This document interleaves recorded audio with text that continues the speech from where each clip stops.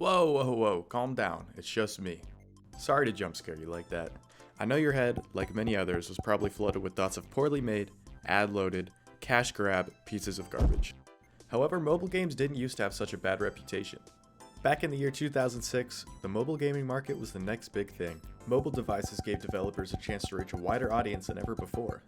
Those developers went to work and in the end left us with countless classic games.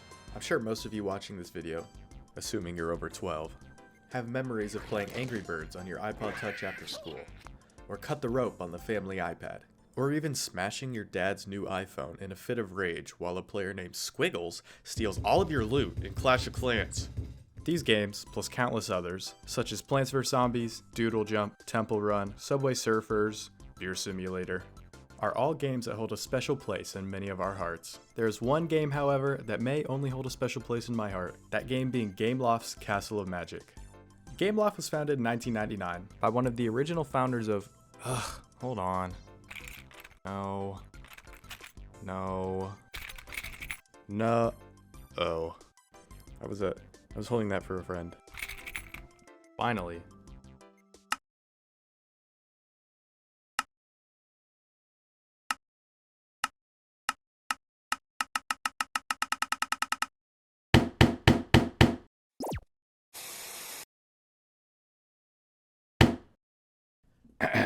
Gameloft was founded in 1999 by one of the original founders of Ubisoft, a guy who can't spell Michael correctly. Gameloft is one of the biggest mobile developers out there, and if you haven't heard of them, you've probably at least heard of some of their games. Asphalt 9, The Amazing Spider-Man 2, Asphalt 8, Minion Rush, Asphalt 7, Asphalt 6, Asphalt 5, Asphalt 4. However, there is one game that not even the Gameloft website remembers. You guessed it, Castle of Magic. Now I'm not gonna lie, I had vague memories of this game. It took a decent amount of digging online to even remember the name of the game. If you search it up on YouTube for example, all you'll find is a few gameplay videos with no commentary and less than a couple thousand views. What happened? How does a game that was big enough to get a port onto the DS fade out of people's minds while all these other mobile games are talked about to this day? To answer those questions, we need to backtrack and look at the game itself. Psst, hey you. Yeah, you. It's me, Sigma. Sorry, I know my disguise fooled you. I had to wear it to sneak in here. They tell me I can't advertise, but I know you'll listen to me, right? So leave a like, subscribe. Thank you. Wait, hey.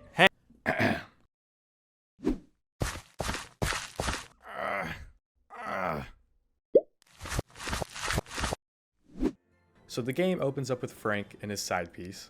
That's not his actual name, I just forgot it. And they're upset that they have to play outside because they broke their game console. After saying OM gosh, they find and open a treasure chest, only for it to be a portal that transports them to, you guessed it, a Castle of Magic. When Wiz comes to, he finds out Samantha was captured by the evil wizard, and he has to go on a grand quest to save her.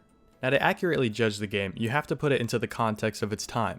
The game first released in 2009, probably older than half of you, in between the release of the second and third model of the iPhone. Now these iPhones did not have nearly as much storage as they do now, meaning if you could even fit your game into a mobile app, people were not likely to download it if it took up too much space. Even as small as half a gigabyte was a lot to commit to a single game back in the day. That being said, you would expect this game to be pretty short and uneventful in order to keep the game files small, however that is delightfully not the case. This game contains 6 worlds, each with 3 levels and a boss fight centered around the theme of the world. Each world introduces new power-ups to collect, new enemies to fight, and you can collect gems and star balls? Now going into this game for the first time in 10 years was exciting for me. It felt like I was revisiting a part of my childhood that I had long since forgotten. The first world was a breeze. I explored through each level thoroughly, while learning the mechanics and making sure I didn't miss a single Dragon Ball. Now going into the second world is where things took a turn for the worse. As mentioned before, there's new bosses, new enemies, and a whole new terrain to explore coming with this new world. So you might think one of those caused the problem, right? Nope. It was water.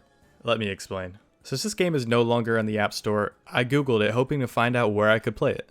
This brought me to a website that had the game free to play. The controls are pretty wonky, but as far as I knew, it was the only way to play it. So after playing all the way through World 1 and making my way to the second world, I fall into water, only for me not to be able to swim up. Okay, I thought. Maybe I should have to avoid falling into the water. Nope. The water is unavoidable. No amount of spacebar mashing, mouse clicking, or praying would make Harry swim. And honestly, I thought that may be where this video has to end. I mean, I could still talk about the game, but what's the point if I haven't played it myself in the past decade?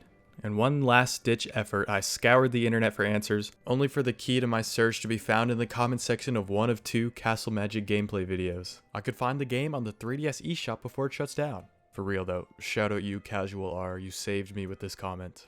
I dug through my drawer to find my old 3DS, and I booted up the eShop, and it's closing, so it won't take my credit card. Thankfully, I was able to get a gift card code online that would work in the eShop, and the game started downloading. Now I know what you're thinking. Sigma, I want to play this game for myself. How do I? Don't worry. If you act now, you can get this game on the 3DS eShop just like I did, before it shuts down on... Wait. Oh no. Now with all my problems finally behind me, it was time for me to restart and finish the game. I blew by the green labyrinth even faster than the first time. I got to the pirate ship world and hallelujah I could swim. The next world was the average League of Legends player's favorite world, including a power-up that made Wiz look just like them. Now one of the best parts about playing this game on a platform that it was built for is that the game is able to utilize the features of said platform. For example, in the 3DS version of the game, there are camera booths scattered around various levels. Using the 3DS camera, it allows you to take a photo, and the booth will give you a power-up based on the predominant color of your photo, even if it's a little off sometimes. Wonky color scanning aside, this feature was fun to play around with and added a uniqueness to the game against other platformers. The 5th and seemingly last world is the space world, which ends in Wiz defeating a UFO boss. Then Dr. Strange reappears and drags Wiz to the inner castle, where he has to run through 6 more levels, culminating in a boss fight with the big man himself. After finally saving Wendy and returning home, the chest disappears, and for some reason they decide not to tell anyone about what just happened, which is probably the worst thing that 2 kids who were just kidnapped could do. Now that it's been 27 minutes, it's time to answer the question on everyone's mind. What's my opinion on the game? What do I think about it after forgetting it for so long? Well, it's fun. Is it better than the platformers of today? I'm sorry to say, but Mario does it better. Again, the novelties of this game made it what it was. Now that games like this can be played on the go, Castle of Magic doesn't have that extra quirk to keep it above the rest of the competition. But that's okay, because no game can stay on top forever. All that aside, however, it's still an enjoyable game. It's one that will scratch your late 2000s nostalgia itch, while not taking too much of your time, as the whole game can be complete in less than an hour and a half on a casual playthrough. Do I think you should play this game? Yes. As long as you don't expect some grand 8-world Mario adventure, and can enjoy the game for what it is. Castle of Magic may not have many people who remember it, but that's okay, because what I will remember is the friends I made along the way. Wait. What I meant to say is that I'll remember the memories I made with this game in my childhood. And with the closing of the last official platform that this game is available on, we have finished the final chapter of Castle of Magic. Thank you all for watching. As you can tell from the calendar joke, I've been working on this video since March. This is my first time doing any big animation projects, so it was difficult to learn, but I'm happy with how it turned out. Let me know any thoughts you have in the comment section, and as I said before I was so rudely interrupted, leave a like, subscribe. I'll definitely have more videos like this coming out in the future, and they won't take 5 months. But thank you again for watching.